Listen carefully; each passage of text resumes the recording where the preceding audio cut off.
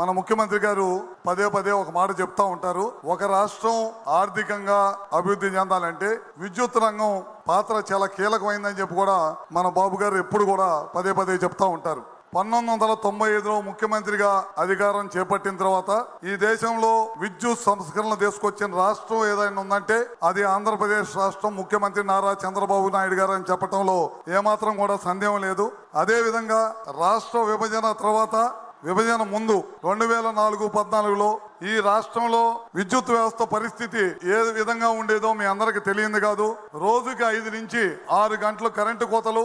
అదే విధంగా ఎక్కడన్నా వ్యాపారస్తులు సాయంత్రం పూట పవర్ తోటి ఇండస్ట్రీస్ నడపాలంటే విపరీతమైన ఫైన్లు వేసే పరిస్థితిలోకి విద్యుత్ వ్యవస్థని తోసేయబడింది అన్నమాట. అదేవిధంగా 2014లో రాష్ట్ర విభజన అయిపోయిన తర్వాత ముఖ్యమంత్రి నారా చంద్రబాబు నాయుడు గారు తెలుగుదేశం పార్టీ అధికారంలోకి వచ్చిన తర్వాత ఈ రాష్ట్రాన్ని మిగులు విద్యుత్ రాష్ట్రంగా తీర్చిదిద్దిన ఘనత మన ముఖ్యమంత్రి గారిదని చెప్పడంలో ఏమాత్రం కూడా సందేహం లేదు. 24 గంటల కరెంటు ఇచ్చే కార్యక్రమం తీసుకొచ్చిన రాష్ట్రంగా మిగిలిపోయింది. ఈ రాష్ట్రం మళ్ళీ మన పార్టీ అధికారం కోల్పోయిన నాటికి ఈ రాష్ట్రంలో మిగులు విద్యుత్ రాష్ట్రంగా పేరుండేదన్నమాట. 19 నుంచి 24 కాలంలో మనం అధికారం కోల్పోయిన తర్వాత జగన్మోహన్ రెడ్డి అధికారంలోకి వచ్చిన తర్వాత ఈ రాష్ట్రంలో విద్యుత్ వ్యవస్థని సర్వనాశనం చేయడమే కాకుండా 9 సార్లు కరెంట్ ఛార్జీలు పెంచిన రాష్ట్రంగా మిగిలిచ్చాడు. అదేవిధంగా వ్యవస్థలన్నీ కూడా సర్వనాశనం చేయడమే కాకుండా ఈ రాష్ట్రంలో పెట్టుబడిదారులందరినీ కూడా తరిమి కొట్టిన ఘనత జగన్ రెడ్డి అని చెప్పడంలో ఏమాత్రం కూడా సందేహం లేదు. రాష్ట్రం సర్వనాశనం చేయడమే కాకుండా తన అయ్యాయులకు అందరూ కూడా